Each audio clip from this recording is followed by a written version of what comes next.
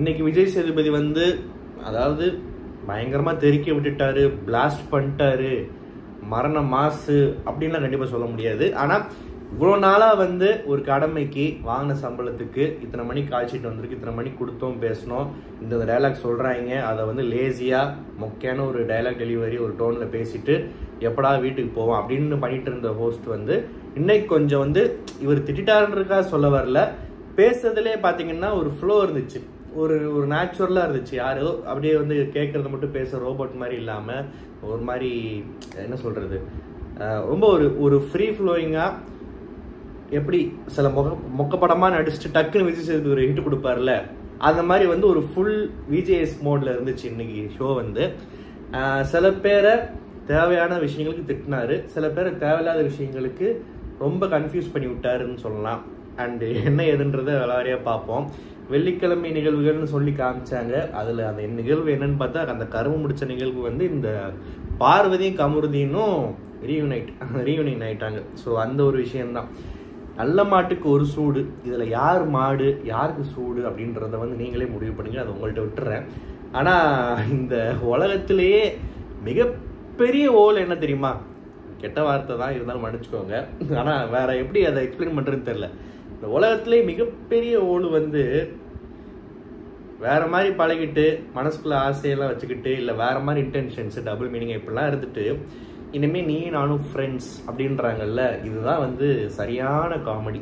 So இதெல்லாம் பார்க்குறப்போ வந்து சரி ஓகே, அந்த பொண்ணு திரும்ப வந்து என்ன சொல்கிறது வேற ஏற்றுக்குதுன்னு வச்சுப்போமே, இல்லை என்ன ஓகே விடுங்க, அதுக்குள்ளே டீப்பாக போவேன்னா. நம்மால் வந்து உடனே ஒருத்தன் வந்து அப்படியே ஃப்ரெண்டாக ஒரு பிரியமான தொழிலில் வர மாதவன் மாதிரி அப்படியெல்லாம் வந்து எவனும் உலகத்தில் மாற மாட்டான். இதுதான் வந்து ஹார்ஷ் ரியாலிட்டி. ஸோ இது பார்க்க ஒரு மாதிரி இவங்க பேசிக்கிறதே காமெடியாக தான் இருக்குது. சரி, இது எங்கே போய் முடியுதுன்றதை பார்ப்போம். அண்டு எப்படி ஒரு விஷயம் அசிங்கன்னு தெரிஞ்சுமே வந்து அதுக்குள்ளே திரும்ப போய் விழுகிறாங்கன்னு தான் புரியலை. வாட் எவர், அது ஃப்ரெண்ட்ஷிப்பாக இருக்கட்டும், ரிலேஷன்ஷிப்பாக இருக்கட்டும், என்னன்றதை பார்க்கலாம். அண்டு விஜய் சேதுபதி வந்து இன்னைக்கு எபிசோடில் வந்து பார்த்தீங்கன்னா திவாகரை வந்து இந்த தராதரம் விஷயத்துக்கு அட்டாக் பண்ணது வந்து உண்மையாகவே ஒரு தேவையான ஒரு விஷயந்தான். அந்த தராதரன்ற வார்த்தை திவாகர் பேசுனது ஏன் தப்பு, அது எவ்வளோ இதுன்றதை வந்து நேற்று ரிவ்யூலே பேசிட்டேன், திரும்ப அதை இழுத்து பேச விரும்பலை. ஆனால் எனக்கு என்னென்னா, இப்போது இந்த சபரி வந்து தராதரன்ற வார்த்தை பயன்படுத்துனதுக்கு திவாகர் அட்டாக் பண்ணார்ல, சபரி வந்து திவாகருக்கு அகேன்ஸ்டா இந்த வார்த்தை தப்புன்னு ரியாக்ட் பண்றாரு, சத்தம் போறாரு, எல்லாம் ஓகே. இதே சபரி இதை விட 10 மடங்கு அட்டாக் வந்து இன்னும் 10 மடங்கு யூஸ் பண்ணக்கூடாத வார்த்தைகள்லாம் பயன்படுத்தி மற்றவங்க பேசினப்போ இந்த அளவுக்கு பொங்கலையே, ஒரு மாதிரி அமைதியா வேணாம் மச்சான் வேணாம் கூல் இப்படி ஹேண்டில் பண்ணிட்டு போயிட்டாருன்னு சொன்னோம்ல. இதே சபரிக்கு என்ன நியாயமோ அதே தான் விஜய் சேதுபதிக்கும். எஸ், விஜய் சேதுபதி இந்த கமருதீன்ற ஒரு சாக்கடை வந்து 2-3 வாரமா மற்றவங்களை குறிப்பாக திவாகரை பண்ண டார்ச்சர்லாம் பார்த்துட்டு நான் சொன்னேன், இப்படி பொதுப்படையாக பேசிட்டு போனால் அது வேலைக்காவது, நிற்க வச்சு கேள்வி கேட்கணும் அப்படின்னு சொல்லிட்டு. ஆனால் அந்த மாதிரி பண்ணவே இல்லை. அதுக்கு ஒரு காரணம் சொல்லி அவங்களே சமாளிச்சிட்டாங்க. என்னென்னா, நிற்க வச்சு கேள்வி கேட்குற அளவுக்கு வந்து எனக்கு அதுக்கு பிடிக்கல, அது எனக்கே வரல, அது அசிங்கமாக தோணுது. ஏன்னா எல்லாரையும் கேட்கணும், நிறைய பேர் ஏதோ பண்ணியிருக்கீங்க, எல்லாரும் ஏதோ பண்ணியிருக்காங்க, அதனால் நான் வந்து எல்லாரையும் ஒன்று ஒன்றா கேட்கணுமான்னு யோசித்தேன். அந்த கூட்டமாக நான் கமருதீன் விட்டேன்றதெல்லாம் வந்து ரொம்ப தப்பு. ஏன்னா மற்றவங்க என்ன தப்பு பண்ணியிருந்தாலுமே வந்து கமருதீன் பண்ண கேவலமான செயல்கள் பேசுனது எல்லாத்துக்குமே வந்து இன்னைக்கு திவாகருக்கு என்ன ட்ரீட்மெண்ட் கிடைச்சதோ இதை விட 10 மடங்கு அதிகமாக வந்து கமருதீன் வந்து ஏற்கனவே டிசர்விங்காக இருந்தார். ஆனால் அவர் மட்டும் ஒரு சாஃப்டான ஒரு விஜய் சேதுபதியாக இருந்தப்போ அந்த ஒரு இதில் வந்து எஸ்கேப் ஆயிட்டாருன்னு தோணுச்சு. இன்னைக்கு வந்து திவாகர் மாட்டிக்கிட்டாரு. திவாகருக்கு இது முக்கியமாக தேவைப்படக்கூடிய ஒரு அட்வைஸ் தான். இந்த மாதிரி வார்த்தைகள் வெளியே எப்படி போய் சேரும், வெளியே போய் சேர்றதுலாம் இல்லை, உள்ளே தப்பு தான், தப்புன்றது திவாகருக்கு தேவை தான். அப்புறம் எஃப்ஜே வந்து டூடுன்றது, அப்புறம் வந்து என்ன சொல்கிறது, அவர் வந்து இந்த என்னது நாக் அவுட் பண்ணிடுவேன், அதுக்கு முன்னாடி விட்ட வார்த்தை இந்த மாதிரி பேசுனதுக்கு அவர் வாங்கிட்டாரு. கலை தான் சரியான காமெடி, எத்தனை பீப் போடுறது, என்ன பீப்புக்கு அப்படின்னு கேட்டதெல்லாம் வந்து ஹைலைட்டாக இருந்துச்சு. அந்த டிப்பிக்கல் விஜய் சேதுபதிக்குன்னே ஒரு காமெடி சென்ஸ் இருக்கும்ல, அது மாதிரி இருந்துச்சு. அதுலேயும் முக்கியமாக பார்த்தீங்கன்னா இந்த துஷார் அரோராவை நிற்க வச்சு வீட்டில் ஏசியெல்லாம் ஓகேவா அப்படின்னு கேட்டப்போ ரொம்ப சாதாரண டைலாக் தான். பட் விஜய் சேதுபதியோட மாடுலேஷனில் சில விஷயம் கேட்குறப்போ ஒரு குசும்பு தெரியும். அதெல்லாம் எனக்கு நல்லா இருந்துச்சு ஆக்சுவலாக பார்க்குறதுக்கு. அண்டு ரம்யா வந்து ஒரு அளவுக்கு அதிகமாகவே நோண்டிட்டாரு, வச்சு செஞ்சுட்டாருன்னு சொல்லணும். இந்த சபரி, ரம்யா, கனி, எஃப்ஜே இந்த கேங்கை தான் வந்து அன்பு கேங்குன்னு சொல்கிறாங்க. நான் என்ன சொல்கிறேன், அன்பு கேங்குன்றது சீசன் 4 அந்த ஒரு டேக் ஃபேமஸ் ஆகிடுச்சு. ஓகே, இவங்கள அன்பு கேங்குன்னு சொல்லி ரொம்ப அட்டாக் பண்ணுற அளவுக்கு இவங்களால இந்த சீசனோட சுவாரஸ்யம் இன்னும் குறையல. அவங்களுக்குள்ள ஒரு ஃப்ரெண்ட்ஷிப் இருக்குது, ஒருத்தர் விட்டு கொடுக்க மாட்டுறாங்க, அது சில இடங்களில் தெரியுது. ஆனால் அந்த அன்பு கேங் அளவுக்கு வந்து இவங்க அந்த அவ்வளோ சீன் இல்லை. இன்னைக்கு அட்டாக் பண்ணுற அளவுக்குமே வந்து அவங்க இன்னும் அந்த லெவலுக்கு போகலன்னு சொல்லலாம். ஏன்னா பட் நேற்று ரம்யா வந்து உண்மையாகவே தூங்கி எழுந்துறதுல அந்த தூங்கி சாப்பிட்டு தூங்குறது வந்து எஃப்ஜே சொல்லாம மட்டும் தப்பு தான். அதை ஹைலைட் பண்ணி இன்னைக்கு வாயில் வர வச்சுட்டாங்க. விஜய் சேதுபதியே தான் சொன்னார், தேவைக்காக நியாயத்துக்காக ஒன்று கூடுறது தப்பு இல்லைன்னு. அப்போ அந்த அன்பு கேங்கு பயங்கரமாக கைத்தட்டுச்சு. அன்பு கேங்குன்னு சொல்லப்படுற இந்த கேங் வந்து பயங்கரமாக கைத்தட்டுச்சு. இப்போ அதே தான் நான் அப்படி சொன்னேன், அது வந்து குறிப்பிட்ட பேருக்கு மட்டும் பண்ணக்கூடாதுன்னு சொல்கிறது எனக்கு புரியுது. இப்போ நான் வந்து ஆக்சுவலாக இந்த 4 பேர் இந்த கேங் இருக்குல்ல, இந்த கேங்கில் இருக்கிறவங்க திவாகருக்குமே ஒரு கட்டத்தில் சப்போர்ட் பண்ணதை நான் பார்த்துருக்கேன். அதே திவாகர் தப்பான வார்த்தை விடுறப்போ அட்டாக் பண்ணுறதையும் நம்ம பார்த்துட்டோம். ஸோ வந்து ரொம்ப பார்ஷியலாக இருக்காங்க, ரொம்ப வந்து ரெஸ்ட்ரிக்டடாக இருக்காங்க. அந்த 4 பேருக்குள்ளதான் எல்லாமே நடக்குது. இவங்களால இந்த கேமே ஸ்பாயில் ஆகுது, இந்த ஷோவே எனக்கு பார்க்கவே வெறுப்பாக இருக்குது, இரிட்டேட்டிங்காக இருக்குது, ரொம்ப நடிக்கிறாங்க, ஃபேக்காக இருக்காங்க அப்படின்ற அளவுக்கு எனக்கு இன்னும் தெரியலை.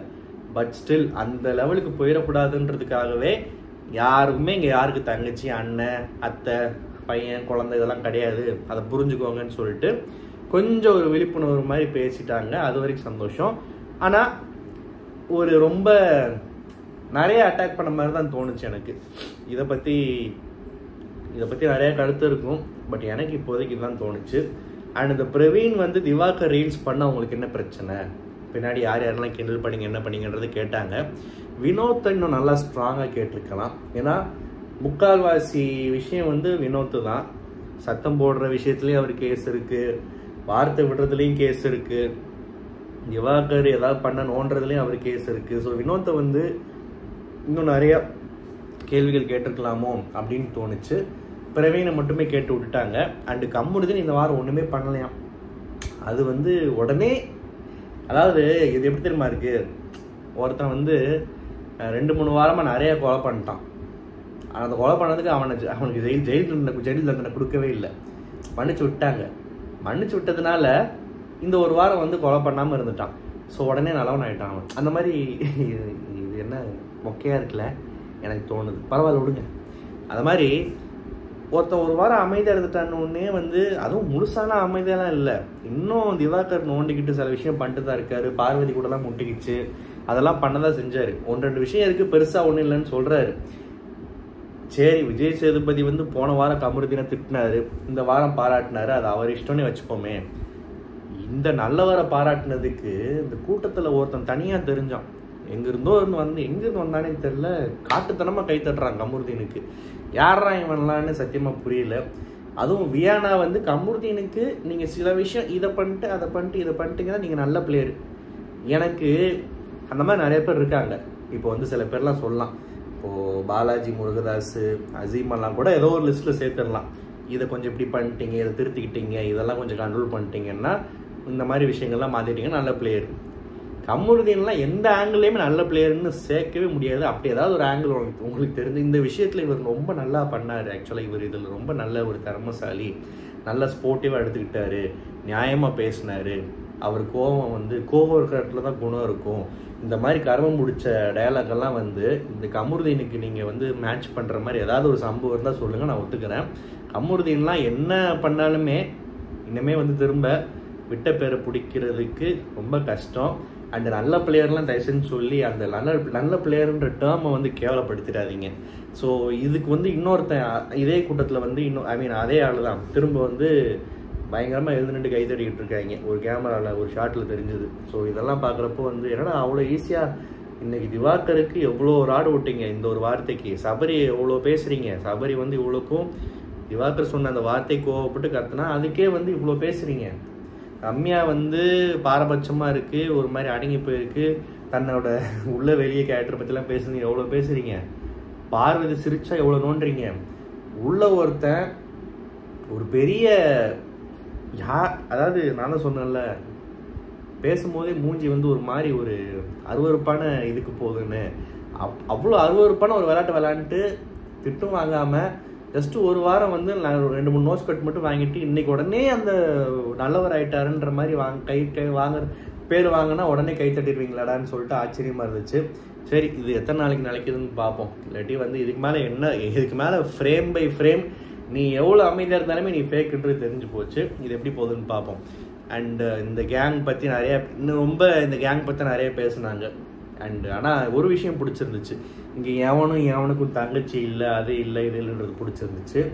இந்த நாமினேஷன்ஸ் எல்லாம் ஒன்றா உட்காந்துச்சதுக்கப்புறம் வந்து இந்த அரோரா கிட்ட ஏதோ கேட்குறாரு, அவ்வளோ கெடுதல் நான் என்ன பண்ணேன் அப்படின்னு. இவரெல்லாம் அந்த கேள்வி கேட்கறதுக்கே தகுதி இல்லை. இவர் என்னென்ன பண்ணாருன்றதை டிவியில் பார்த்தா தான் அவரே காரி துப்பிப்பார். நான் சில கண்டஸ்டன்ஸ்லாம் சொல்லுவேன், அதாவது என்ன பண்ணுற, இப்படி மேலே பார்த்து வானத்தை பார்த்து காரி துப்பிக்கிட்டா உனக்கே புரியும், ஏன்னா அது ஓ மேலே தான் விழுகும், அந்த மாதிரி பண்ணிக்கணும்லான்னு சொல்லிட்டு இவருக்கெல்லாம் அது நல்லாவே வந்து சூட் ஆகும். அண்ட் இவர் வந்து அரோரா பேசிட்டு எழுந்து இப்படி அவரை தாண்டி இப்படி போகிறாங்க. அப்போ அவர் என்ன பண்ணாருன்றதை நீங்களே பார்த்து புரிஞ்சுக்கோங்க. ஸோ இதில் வந்து இவர் வந்து திவாகரை வந்து ஒரு வார்த்தை சொல்கிறாரு இவரெல்லாம். அண்டு கலையரசனை பொறுத்த வரைக்கும் உண்மையாகவே வந்து ஒரு அன்ஃபேர் எவிக்ஷன்லாம் சொல்ல முடியாது, தேவை உள்ள எவிக்ஷன் தான். பட் ஆனால் இன்னும் நல்லா விளாண்டுருக்கலாம். சில இடங்கள்லாம் நச்சுன்னு சில கருத்தெல்லாம் இல்லை, கருத்துன்னு சொல்கிற அளவுக்குலாம் இவர் ஒன்றும் பேசலை, நிறைய பீப்பு தான்.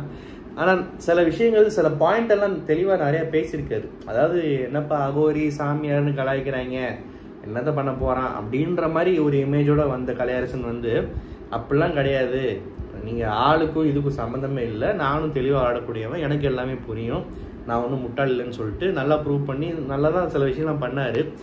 ஆனால் ஒரு கட்டத்துக்கு அப்புறம் வந்து ஆள் அப்படியே வந்து பெஞ்சை தேய்ச்சிக்கிட்டு உட்காட்டார். அந்த பெஞ்சை எட்டியும் உதச்சாரு. பட் எதுவுமே ஒர்க் அவுட் ஆகலை. இது வந்து ஒரு அன்ஃபேர் எவிக்ஷன் சொல்ல முடியாது. பட் ஓகே, கலையரசன்றது இப்படியா ஏதோ ஓகே போனேன்ற மாதிரி ரொம்ப போரிங்னு சொல்ல முடியாது. வந்துட்டார் போயிட்டார், முடிஞ்சு ஓகே. ஸோ ஆதிரை அளவுக்கு வந்து இங்கே பெருசாக சீன் இல்லை. ஆதிரை பற்றி நான் அந்த எவிக்ஷனில் பேசியிருந்தேன், திரும்ப நான் அதை வந்து ரிப்பீட் பண்ண விரும்பலை. வெளியே பயங்கரமாக சில பேட்டிலாம் கொடுத்துட்ருக்காங்க. அண்டு நான் ஏன் இன்றைக்கே எவிக்ட் பண்ணிட்டாங்கன்னு நாளைக்கு வைல்ட் கார்டு அனுப்ப போகிறாங்க போல். ஸோ வைல்ட் கார்டு எல்லாம் அந்த யாருன்னு தெரிஞ்சிருச்சு. இந்த பிக் பாஸ் எல்லாம் ஒரு காலத்தில் எவ்வளோ சுவாரஸ்யமாக இருக்கும், யார் எவிக்ட் ஆக போகிறா, யார் வின் பண்ண போகிறா.